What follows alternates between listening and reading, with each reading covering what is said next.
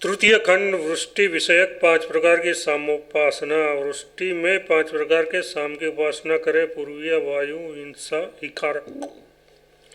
पूर्वीय वायु इकार है। मेघ जो उत्पन्न होता है वह प्रस्ताव है। जो बरसता है वह उद्गित है। जो चमकता और गर्जना करता है वह प्रतिहार है।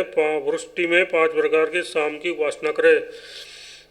लोकों की स्थिति वृष्टि के कारण होने से उसका लोक संबंधी उपासना के अनंतर निरूपण किया गया है। पूर्वीय वायु ओंकार है। पूर्वीय वायु से लेकर जल ग्रहण पर्यंत वृष्टि कही जाती है। जिस प्रकार की इंकार से लेकर निर्धन पर्यंत साम कहा जाता है, अतः प्रथम होने के कारण पूर्वीय वायु इंकार है। मेघ जो उत्पन्न होता है वह प्रस्ताव है।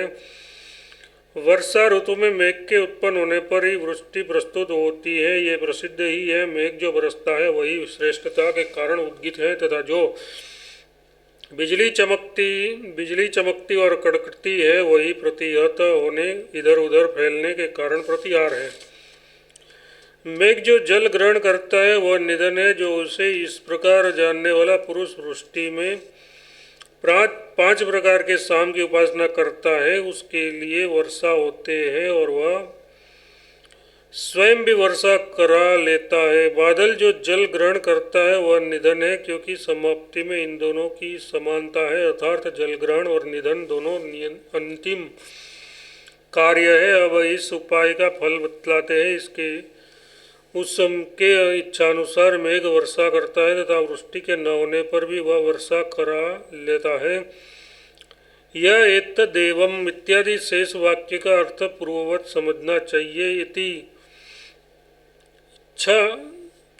इति छांदोपनिषद द्वितीय अध्याय तृतीय खंड भाष्यम संपूर्णम।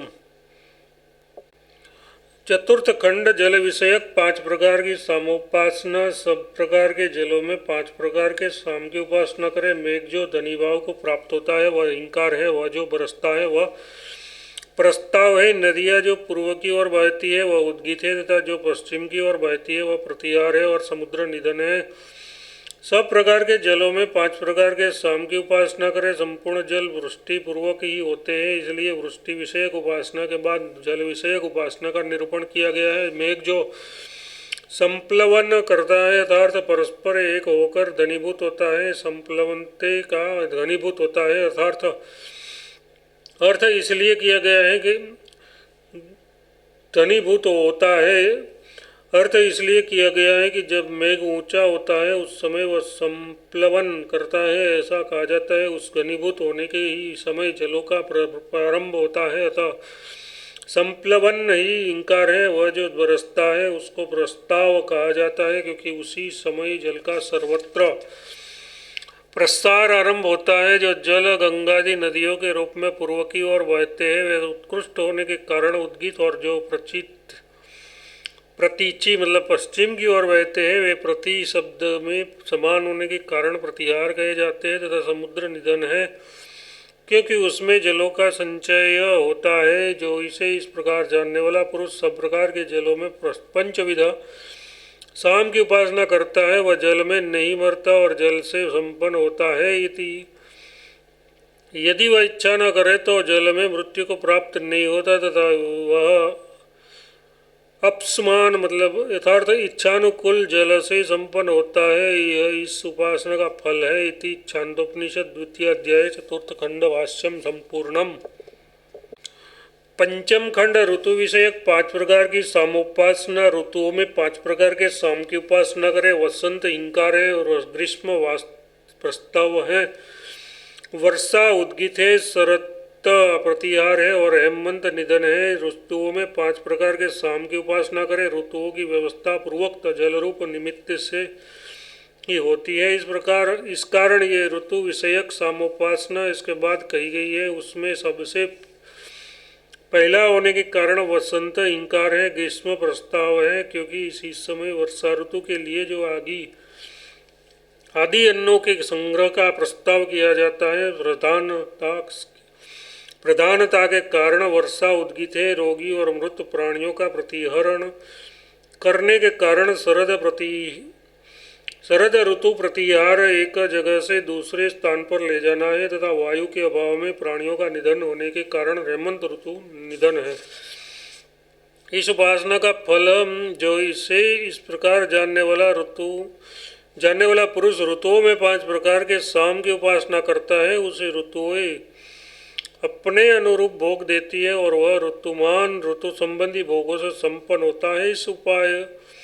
इस उपासना के लिए ऋतुएं अपने काल की व्यवस्था के अनुरूप फल भोग्य रूप से उपस्थित करने में समर्थ होती है और वह ऋतुमान होता है अर्थात ऋतु संबंधी भोगों से संपन्न होता है। इति छांदोपनिषद द्वितीय अध्याय पंचम खंड भाष्य संपूर्णम। षष्ठ खंड पशु विषयक 5 प्रकार की सामोपासना। पशुओं में 5 प्रकार के साम की उपासना करे वह करे हिंसक है, भेड़े प्रस्ताव है, गौए उद्गित है, अश्व प्रतिहार है और पुरुष निधन है। पशुओं में 5 प्रकार के साम की उपासना करे, ऋतुओं के ठीक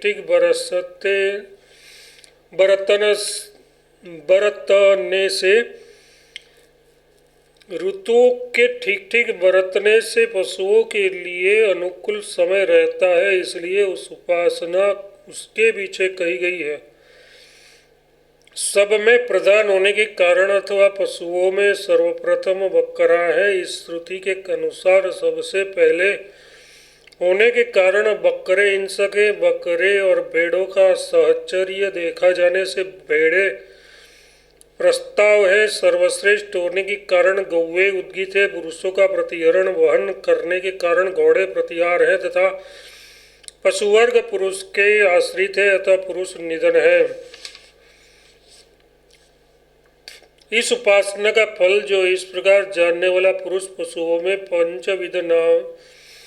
पंचविध साम की उपासना करता है, उसे पशु प्राप्त होते हैं और वह पशुधन से संपन्न होता है।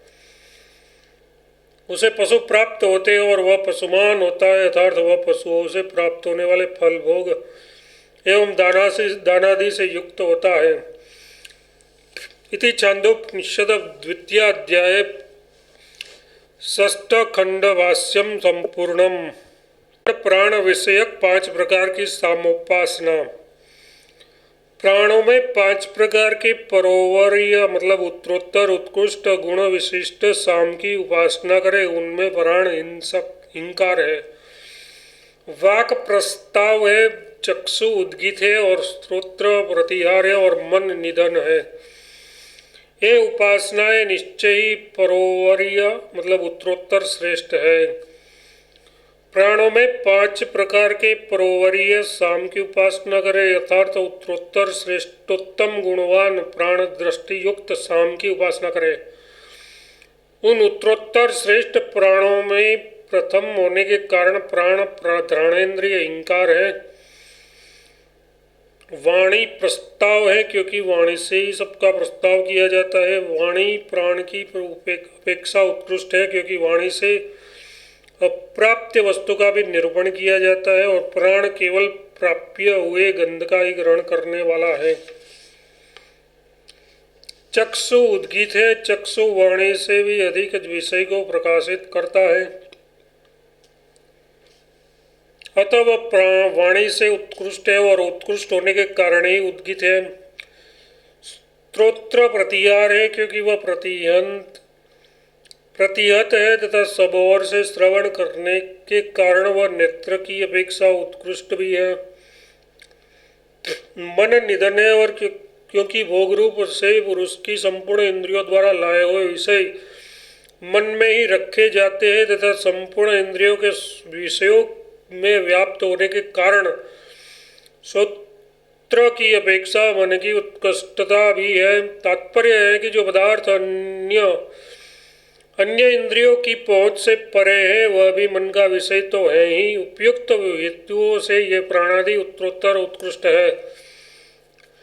जो इसे इस प्रकार जानने वाला पुरुष प्राणों में 5 प्रकार के उत्तरोत्तर उत्कृष्ट साम की उपासना करता है, उसका जीवन उत्तरोत्तर उत्कृष्टतम होता जाता है और वह उत्तरोत्तर उत्कृष्टतर लोकों को जीत लेता है। वह 5 प्रकार की उपासना सामोपासना निरूपण किया गया। जो पुरुष इस प्राण दृष्टि से युक्त उत्तरोत्तर उत्कृष्ट साम की उपासना करता है उसका जीवन निश्चय ही उत्तरोत्तर उत्कृष्टतर होता जाता है। वह ये पहले में कहा जा चुका है। इस प्रकार ये 5 प्रकार के साम की उपासना तो कह दी गई। ये बात श्रुति ने आगे कहे जाने वाले सप्त विधि सामोपासना में बुद्धि को समाहित करने के लिए कही है, क्योंकि पंचविध सामोपासना में निरपेक्ष हुआ पुरुष ही आगे कही जाने वाली उपासनाओं में बुद्धि को समाहित करना चाहेगा। इति छांदोपनिषद द्वितीयाध्याय सप्तम खंड भाष्यम संपूर्णम। अष्टम खंड वाणी विषयक सप्तविध सामोपासना। अब सप्तविध साम की उपासना प्रकरण आरंभ किया जाता है। वाणी में सप्तविध साम की उपासना करनी चाहिए। वाणी में जो कुछ भी है ऐसा स्वरूप है वह हिंकार है, जो कुछ प्र ऐसा स्वरूप है वह प्रस्ताव है, और जो कुछ आ ऐसा स्वरूप है वह आदि है।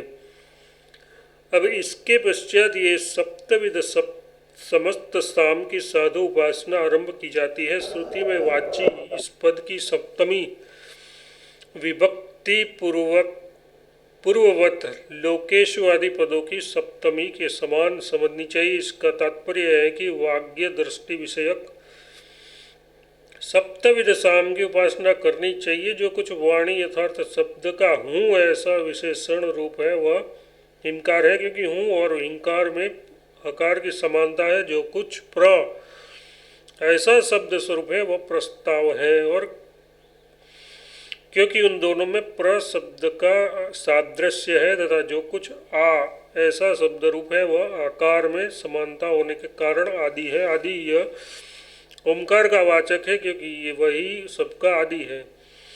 जो कुछ उत ऐसा स्वरूप है उस उद्गित है। जो कुछ प्रति ऐसा शब्द है वह प्रतिहार है। जो कुछ उप ऐसा शब्द है वह उपद्रव है, और जो कुछ नी ऐसा शब्द रूप है वह निधन है।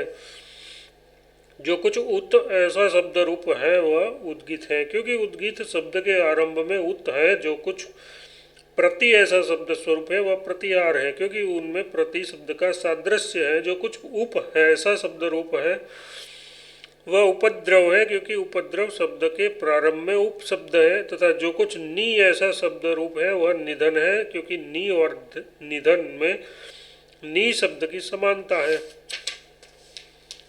जो इसे इस प्रकार जानने वाला पुरुष वाणी में सप्तविध साम की उपासना करता है उसे वाणी जो कुछ वाणी का दोह मतलब सार है उसे देती है, तथा वह प्रचुर अन्न से संपन्न और उसका भोक्ता होता है। इत्यादि श्रुति का अर्थ पहले किया जा चुका है। इति छांदोपनिषद द्वितीयाध्याय अष्टम खंड भाष्य संपूर्णम। नवम खंड आदित्य विषयणी 7 प्रकार की सामोपासना। अब उस आदित्य के रूप में सप्तविध साम की उपासना करनी चाहिए। आदित्य सर्वदा सम है, इसलिए वह साम है। मेरे प्रति ऐसा अनुभव होने के कारण वह सबके प्रति सम है, इसलिए साम है। पंचविध सामोपासना के प्रसंग में तथा प्रथम अध्याय में केवल अवयव मात्र साम में आदित्य दृष्टि बतलाई गई है। इसके बाद अब ये बताया जाता है कि उस आदित्य को समस्त साम में उसके अवयव विभाग के अनुसार आरोपित कर सप्तविध साम की उपासना करे, तो फिर आदित्य की सामरूपता किस प्रकार है ये बतलाया जाता है। आदित्य के उद्गित रूप होने में जिस प्रकार हेतु है उसी प्रकार उसके सामरूप होने में भी है। वह हेतु क्या है? वृद्धि और क्षय का अभाव होने के कारण आदित्य सर्वदा सम है। इस कारण से वह साम है। वह मेरे प्रति इस प्रकार सब में समान बुद्धि उत्पन्न करता है, क्योंकि उसे सभी प्राणी अपने अपने सन्मुख देखते हैं, इसलिए वह सबके साथ समान है। अतः इस समानता के कारण वह साम है। उद्गित भक्ति में समानता बतलाने से ही यथार्थ उद्गित के साथ आदित्य का उद्वत्व में सादृश्य है। ऐसा जो श्रुति ने कहा है उसके अनुसार ही लोकादि में भी सामयवों के साथ सादृश्य बतलाए जाने से उसका इंकारादि रूप होना साथ ज्ञात होता है। इससे श्रुति में आदित्य अवयवों के इंकारादि रूप होने में कारण नहीं बतलाया जा गया था, किंतु आदित्य की समानता में न बतलाया गया कारण सुगमता से नहीं जाना जा सकता, इसलिए उसके संबंध में समत्वरूप कारण बतलाया गया है।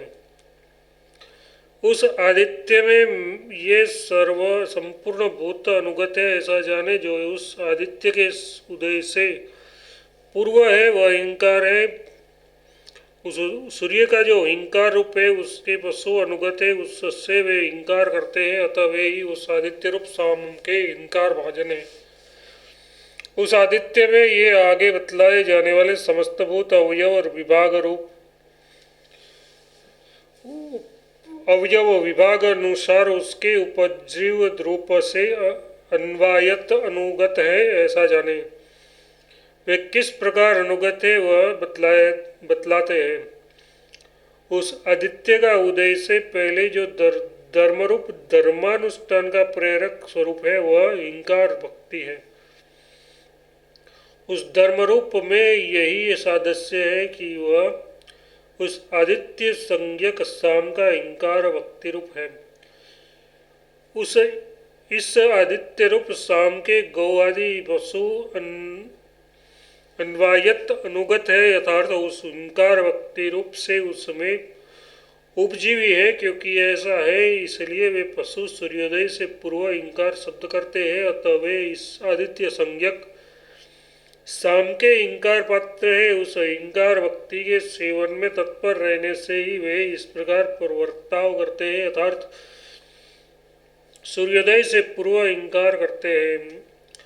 तथा सूर्य के पहल उदित होने पर जो रूप होता है वह प्रस्ताव है, उसके उस रूप के मनुष्य अनुगामी है, अतः वे प्रस्तुति मतलब प्रत्यक्ष स्तुति और प्रशंसा प्रत्योक्ष स्तुति की इच्छा वाले हैं, क्योंकि वे इस शाम की प्रस्ताव भक्ति का सेवन करने वाले हैं। तथा सूर्य के पहल उदित होने पर जो उसका रूप होता है वह इस आदित्य संज्ञक शाम का प्रस्ताव है, पूर्ववत अर्थात पशुओं के समान उसके उस रूप के मनुष्य अनुगामी है। उसी से वे प्रस्तुति और प्रशंसा की इच्छा करते हैं, क्योंकि वे इस शाम के प्रस्ताव का भजन करने वाले हैं। तत्पश्चात आदित्य का जो रूप संगवेला में सूर्योदय के 3 मुहूर्त पश्चात काल में रहता है वह आदि है। उसके उस रूप के अनुगत पक्षीगण हैं, क्योंकि वे इस शाम के आदि का भजन करने वाले हैं, इसलिए वे अंतरिक्ष में अपने को निराधार रूप से सब और ले जाते हैं। तत्पश्चात संगम वेला में, जिस वेला में जो गौ आदि सूर्य किरणों का संगम होता है तथा जिसमें गौओं का बछड़ों से संगम होता है, उसे संगम वेला कहते हैं। उस काल में सूर्य देवता को जो रूप होता है वह आदि भक्ति विशेष ओंकार है। उसके उस रूप के अनुगामी पक्षीगण है, क्योंकि ऐसा है इसलिए ये पक्षीगण आकाश में अनारंभण बिना आश्रय के ही अपने को अवलंबन रूप से ग्रहण कर सब और जाते हैं। अतः आदित्यमानम परित्यंद, इसके आरंभ में आकार रूप सादृश्य होने के कारण वे इस शाम की आदित्य संज्ञक भक्ति के भागी है। तथा अब जो मध्य दिवस में आदित्य का रूप होता है वह उद्गित है, इसके उस रूप के देवता लोग अनुगत है। इससे वे प्रजापति से उत्पन्न हुए प्राणियों में सर्वश्रेष्ठ है, क्योंकि वे इस शाम की उद्गित भक्ति के भागी है। तथा वह जो संप्रति मध्यान्ह दिन में यथार्थ ठीक मध्यान्ह में आदित्य का रूप होता है वह उद्गित भक्ति है। उसके उस रूप के अनुगामी देवता लोग हैं, क्योंकि उस समय वे अत्यंत प्रकाशशील होते हैं। इससे वे प्रजापतियों में प्रजापति के पुत्रों में सत्तम विशिष्टतम होते हैं, क्योंकि वे इस शाम की उद्गित भक्ति के भागी है। तथा आदित्य का जो रूप मध्याह्न के पश्चात और अपराह्न के पूर्व होता है वह प्रतिहार है, उसके उस रूप के अनुगामी गर्भ है, इसी से वे प्रतिहत ऊपर की ओर आकृष्ट किए जाने पर नीचे नहीं गिरते, क्योंकि वे इस शाम की प्रतिहार भक्ति के पात्र है। तथा आदित्य का जो रूप मध्याह्न के पश्चात और अपराह्न से पूर्व होता है वह प्रतिहार है, इसके उस रूप के अनुगामी गर्भ है। अतः वे सूर्य की प्रतिहार भक्ति रूप से ऊपर की ओर प्रतिहंत मतलब आकृष्ट होने के कारण पतन के द्वार पर रहते हुए भी अवपन्न नहीं होते, नीचे नहीं गिरते, क्योंकि गर्भ इस शाम की प्रतिहार भक्ति के भागी है। तथा आदित्य का जो रूप अपहान के पश्चात और सूर्यास्त के पूर्व होता है वह उपद्रव है, उसके उस रूप के अनुगामी वन्य पशु है, इससे वे पुरुषों को देखकर भयवश अरण्य अथवा गुहा में भाग जाते हैं, क्योंकि वे इस शाम की उपद्रव भक्ति के भागी है। तथा आदित्य का जो रूप अपहान के पश्चात और सूर्यास्त के पूर्व होता है वह उपद्रव है, उसके उस रूप के अनुगामी वन्य पशु है, इससे वे पुरुष को देखकर भयभीत हो कक्ष वन में अथवा भय शून्य गुहा में भाग जाते हैं। इस प्रकार देखकर भागने के कारण वे इस शाम की उपद्रव भक्ति के भागी है। तथा आदित्य का जो रूप सूर्यास्त से पूर्व होता है वह निधन है, इसके उस रूप के अनुगत पितृगण है, इससे श्राद्ध काल में उन्हें पितृ पितामह आदित्य आदि रूप से दर्भ पर स्थापित करते हैं, क्योंकि वे पितृगण निश्चय ही इस शाम की निधन भक्ति के पात्र है। इसी प्रकार इस आदित्य रूप सप्तविध शाम की उपासना करते हैं तथा सूर्यास्त से पूर्व यथार्थ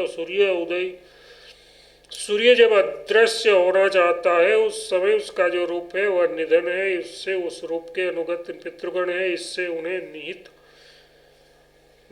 करते हैं, यथार्थ पिता पितामह और प्रपितामह रूप से उन्हें दर्भों पर स्थापित करते हैं अथवा उसके उद्देश्य से पिंड रखते हैं। इस प्रकार निधन का संबंध होने के कारण वे